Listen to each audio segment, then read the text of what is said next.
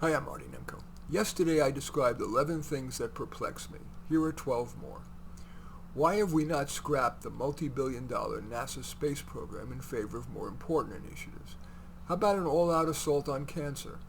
Or figuring out how to finally make education live up to its promise?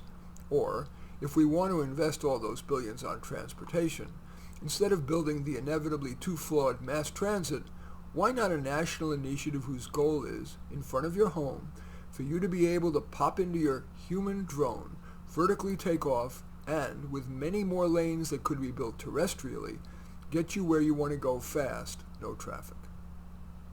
Why do people buy luxury brands that perform worse while costing much more?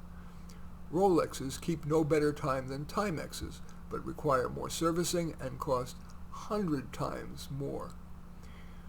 Same story with Beamers and Mercedes versus Toyotas or Subarus. Plus, the former break down more. There's nothing prestigious about standing on the side of the road waiting for the tow truck. Should we care to impress people who'd be impressed by foolish overspending? How could we allow teachers lifetime tenure? We assert the importance of education, yet have allowed the teachers union to manipulate us into voting for candidates that will grant teachers lifetime tenure after just 2 or 3 years. A teacher may be okay in the beginning, but tenure lasts for decades, during which teachers can burn out, poorly educating, even hurting classes full of students year after year. Yet all but the most egregiously bad teachers will keep their job, defended by the union's phalanx of lawyers.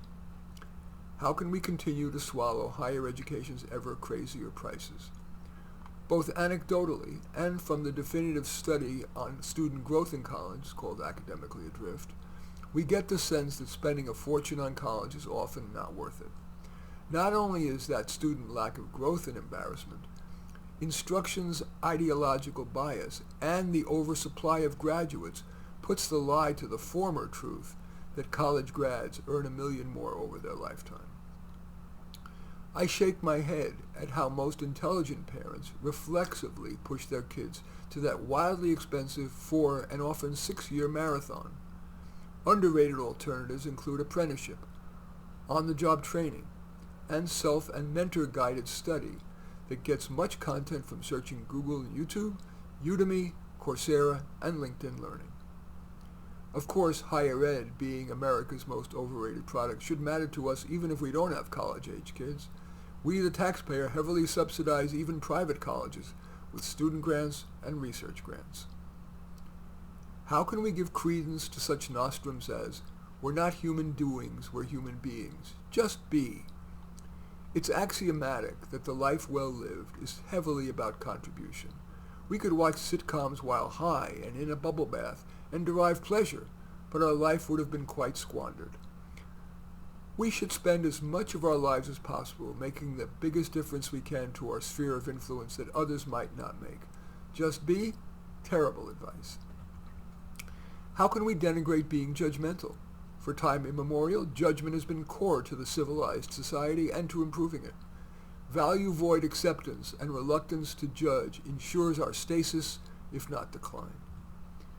Why do we shrug at the ever more blatant media bias? We're not unaware of the media's bias. A 2024 Gallup poll rated journalists, alongside lawyers and bankers, among the least trusted professions. Maybe we don't think journalist bias matters much, but it does.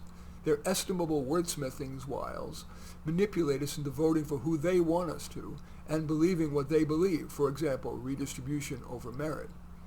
Few things are more important than developing our views unfettered by brainwashing, let alone brainwashing by people who've long lived in a truncated bubble.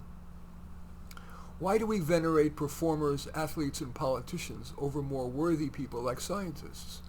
The media gives zillions in free publicity to performers, athletes, and liberal politicians, rather than, say, to scientists, who delayed gratification for decades of schooling, who work quietly at modest pay in hopes of improving our lives far more than does a crooner or a behemoth who can slug a baseball. Why the Kamala euphorics? Head-shakingly, particularly ardent, seem to be the middle-class people she will wrest from.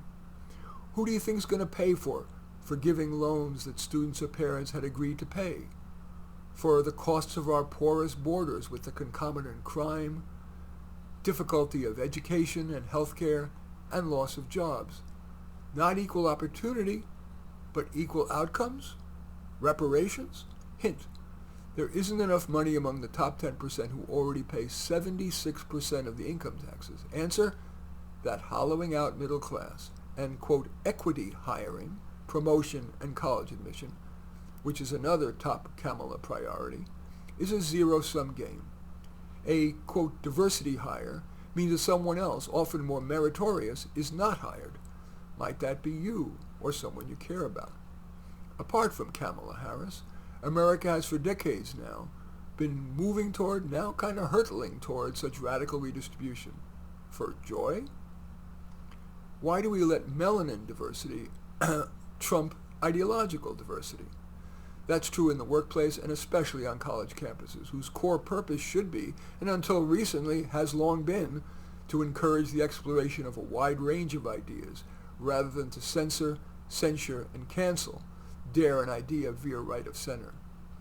Sure, we, quote, virtue signal by supporting the Au Courant virtue signaling, but whatever real-world benefits derive are dwarfed by the anti-merit liabilities, from worse doctors to quietly resentful people who on the merits would have been selected for that college, for that slot in medical school, that job, or that government contract. Why such antipathy to men? Sure, more men start wars and are more likely to be Homer Simpsons, belching as they guzzle a brewski, yelling at the refs on TV. But the vast majority of men are far more worthy.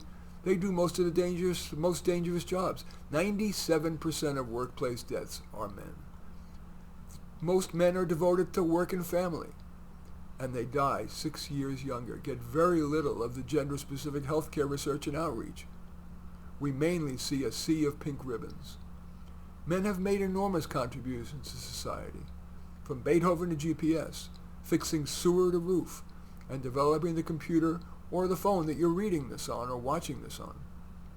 For God's sake, men invented the birth control pill and the disposable tampon. And finally, how could activists clamor for a 30-hour maximum work week?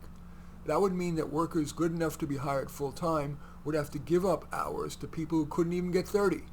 That means worse medical care, worse customer service, worse everything. Another of the anti-merit redistributions that hurt us all. Alas, I cannot expect to change many people's minds. Our views, including mine, tend to be encased in the cement of confirmation bias, reinforced by the rebar of media bias. Oh well. Anyway, that essay is called Things That Perplex Me, Part 2. As usual, I welcome your thumbs up and accept your thumbs down. I always look forward to your comments, and especially like it if you hit the share button below.